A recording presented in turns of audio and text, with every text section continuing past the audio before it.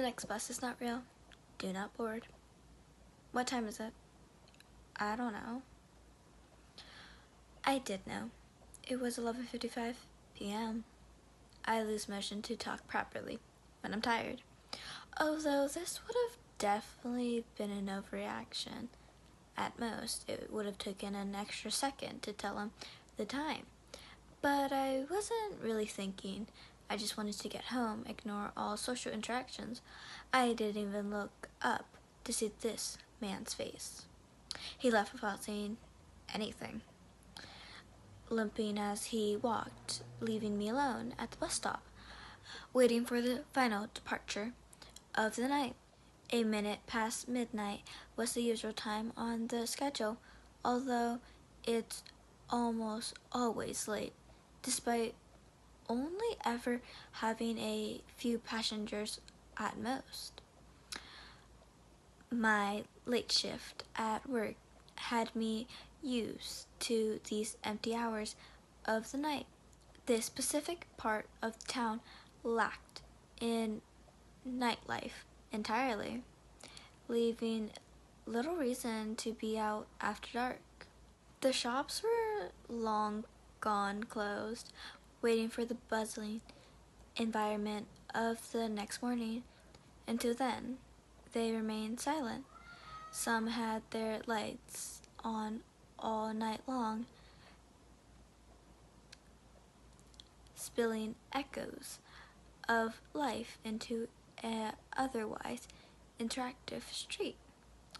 If the rapid occurrence with me at this bus stop, it would take a long while for that news to reach me. As I continued waiting for ever late, never arriving bus, these are the kind of thoughts I would have as I wait in the dark for the bus. The occasional breaks in these thoughts were often caused by me checking the digital sign above me, displaying an estimate time for the upcoming departures, expecting to see 5 minutes, or perhaps more delayed 10 minutes. I hadn't planned on having to read the whole sentence, so I finished checking the sign. Only then did my mind realize that it had not even seen a number. I checked the sign, but did not comprehend the context. My double take showed me what I had missed. The next bus is not real. Do not board. I stared for a moment before I looked around. As I expected, I do not know. Perhaps some pranksters giggling at their work, or more sinisterly, a shadowy figure looming over the guide of this paranormal event. Nothing. I saw nothing.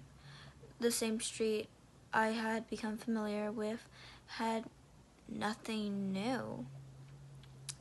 It remained empty with me as its only sign of life. So I waited. It was 11:59 p.m. by this point, so only 2 minutes remained. On time for what have seemed like the first time ever the bus arrived.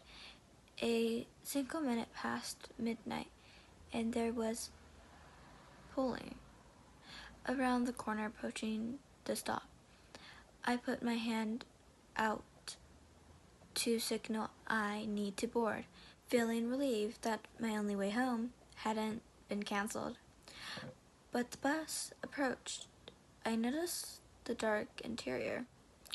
The headlights were on, but the lights inside were all off. I could not make out whether any passengers were on board, or even who the driver was. Being a regular, I know most of the final route drivers, but this time it was anybody's guess. I got into the bus, putting down the same change I always do. Bit dark, isn't it? Nobody replied. As the doors closed behind me, the bus continued its way forward. I smiled awkwardly despite knowing that the driver could not see me. I found a seat. I never found out whether there were any more passengers, but I can only hope that nobody else had to go through these next events. Almost immediately, I noticed stops being eliminated from the route. A turn missed here, a completely wrong turn taken there. A panic set in that I had somehow gotten into the wrong bus, despite knowing for a fact that the bus I always get is the only local one that runs this late. Convincing myself that the unfortunate series of road closures had occurred, I remained calm and waited it out. After 10 minutes of this, we had circled back to the stop I had boarded at. In front of us, I noticed the more normal bus, the bus I was supposed to board. The lights were on, and with a few passengers, it was waiting at the stop. I spoke slightly louder than the rumble of the engineer. "Excuse me, can I get off? I'm on the wrong bus." No answer, as we only passed the correct bus. I could see all the passengers inside, staring ahead. My gaze followed theirs, meeting at the ambulance, parked just slightly in front. A small group of paramedics leaned down in the beam of the bus headlights, surrounding a body on the floor. I couldn't make out the body's face, as it was just out of sight, although one leg looked twisted. The passengers looked distraught. The bus driver stood ahead of the paramedics. I stood up. "I need to leave at the next stop." As I spoke, I pressed the bell, and the only sign of internal light lit up at the front of the bus. Stopping. The sign immediately turned off. Subsequential bell pressed. Neither made the sound nor lit up the sign. "I need to..." The bus sped up suddenly, the force pushing me back into my seat. As I tried to stand up again, the wheels screeching as they turned a sharp corner without seeming to slow down at all. Again, the force pushed me back down. The speed continued to rise. The wheels on the bus went faster and faster until the outside world suddenly became blurry. I had never seen a car go this fast, let alone a whole vehicle on the road as large as this. I thought for sure that I was gonna die there. "What are you doing?" I found myself yelling out in of panic. The driver, for the first time, spoke. "I don't know." My mind raced almost as fast as my body was being thrown about.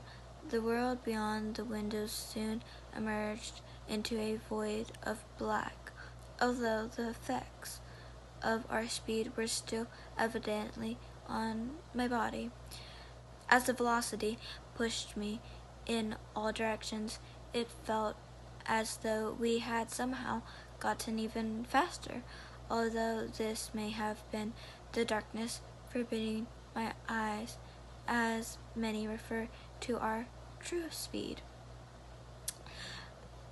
We came to a sudden stop as it fell forward.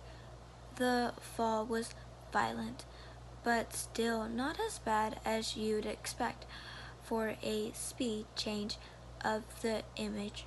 My nose hit the floor, causing a great deal of pain.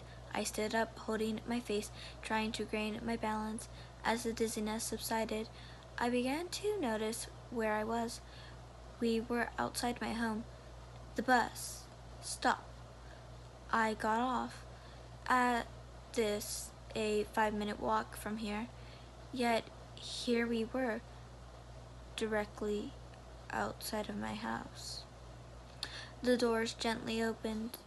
Despite my desire to leave as fast as possible, I found myself walking to the front of the bus. As I reached for the door, I stopped. Turning around slowly to face the still swathed in darkness bus driver, I spoke, as I always do. "Thank you." I stepped into the pavement outside as the doors closed behind me, followed by the bus driving forward into the darkness. I looked down at my watch.